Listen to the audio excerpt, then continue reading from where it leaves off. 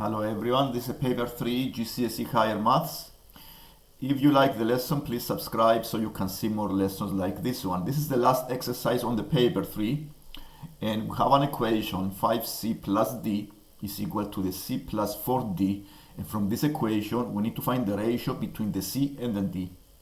So the first thing to do here is to combine the two c's, simplifying the equation, and then we have an equation 4c equals 3d. From this equation, we can use the method of cross multiplication and make it in this format: c over d is equal to 3 over 4. So what I did, I divided both sides by d, and also I divided both sides by 4, and I have this equation. The c over d is equal to 3 over 4. This means that the c dot d is 3.4, okay, because a ratio is a bit similar to a fraction. So when you have a ratio between two numbers, it's exactly similar to a fraction. So c is 3 and d is 4. So 3.4.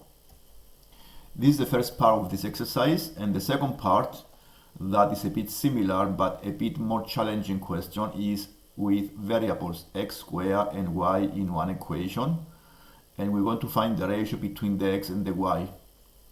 To find the ratio between the x and the y, we need to find the values of x that satisfy the equation, the relationship between the x and the y that satisfy this equation. So it's a good idea here to make it equal to 0. This is what I did here on the screen. I make this equal to 0 and factorize. Because once I factorize, I can see the values of x and y that make it 0. And this is one relationship I can find and write as a ratio. So the 6x squared minus 7xy minus 2y squared is equal to 0. And I use the method of factorizing by finding two numbers. The quadratic I use, I treated the y as constants, but I keep the x as a variable. So the quadratic is 6x squared minus 7x minus 20. So I'm trying to find two numbers when the multiplication gives you a negative 120. Is 6 times minus 20, and addition gives you a minus 7. And the two numbers are the minus 15 and the 8. When we find the numbers, we split the minus 7xy using these numbers. So this is what I did in the second line. I separated the minus 7xy as 6x squared plus 8xy minus 15xy minus 20y squared is equal to 0. And I factorize in two groups. The first group is 2x out of the bracket. In the bracket is 3x plus 4y. The second group is minus 5y out of the bracket and 3x plus 4y in the bracket. This is equal to 0. And from this equation, we can still factorize as 2x minus 5y times 3x plus 4y equals 0. So by using these brackets, the 2x minus 5y equals 0. This is one relationship of the x and y that satisfy the equation. So this says that the x over y, the 2x must be equal to 5y. So by dividing both sides by y and by 2, we have x over y equals 5 over 2. So the ratio between the x and the y is 5.2. The second bracket cannot be used because it's a negative ratio. Give us a negative ratio, that is not possible. So we use only the first bracket. 2x equals 5y. And let's see the other question. The other question here, they give you a list of powers. This is powers of 98. And they ask you to see what is the lowest common multiple. The lowest common multiple is the lowest number that can be divided by all of them. So it needs to be the highest power here. So if you see the highest power is 91, so the lowest common multiple must be 98 to the power of 91. And this is all. The lowest common multiple is the lowest number that can be divided by all of the numbers. And I have an example here of the methods of finding lowest common multiples and highest common factors between two numbers. Here I have two numbers, 176 and 148, and I want to find the lowest common multiple and the highest common factor. So I prepare the factor trees separately, and I write the numbers in prime factorization format. So the 176 is 2 to the power of 4 because I found 4 primes, 2, and the 11. Okay, so I write the 176 as 2 to the power of 4 times 11, and the same way I write the 148 as 2 squared times 37. To find the lowest common multiple, the formula is the common factors to the highest powers and times by all of the other factors. So the common factor is the 2, the highest power is 4, and all of the factors are times by 11 times 37, and therefore the lowest common multiple is 6512. The highest common factor, the formula is to use the common factors to the lowest powers. And the common factor is a 2, the lowest power is 2, so it's 2 squared, is 4. So the highest common factor is 4. The lowest common multiple is always greater than the highest common factor because of the definition. It needs to be divided by all of the numbers, by both of the numbers. This is the formula to use to find both of these numbers. I have the formulas as well. The other exercise I have on the screen is a polygons, hexagons.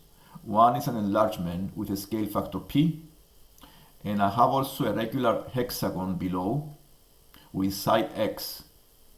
And we need to show that the area of the color region is this expression, 3 root 3 over 2 bracket p squared minus 1 times x squared. So here we need to think how I found the colored area, the shaded area. So the colored area is the difference between the area of the bigger hexagon subtracting the area of the smaller hexagon. So if I found the area of the smaller hexagon, because I have the scale factor, I can use the scale factor and find the bigger area. So I divided the hexagon in 6 equilateral triangles by connecting the diagonals. And I have 6 equilateral triangles. It's a regular hexagon. Equilateral triangles have angles 60 and sides x, which means I can use the formula of the area half times a b sine c to find the area of one triangle. So I found the area is a half times x squared times the sine 60 is root 3 over 2, and then times by half give you root 3 over 4x squared, the area of one triangle.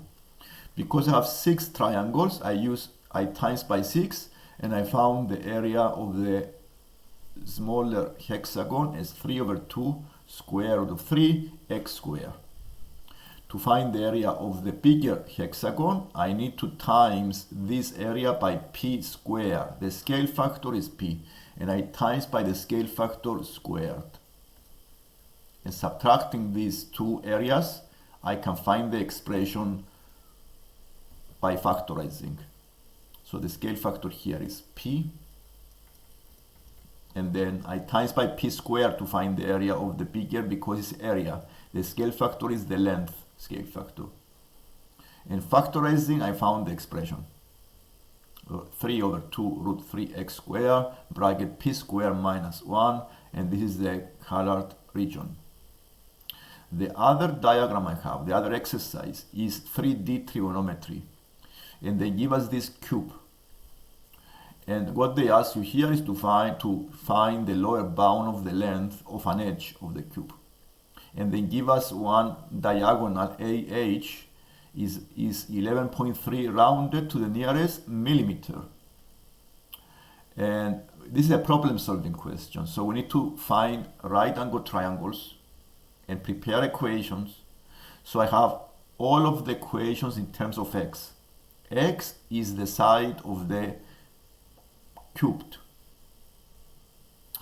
And I chose here the triangle. Initially I chose the triangle AFH, but this triangle I don't have the FH, and then I chose another triangle, the FEH, which is also a right angle triangle and has two sides x.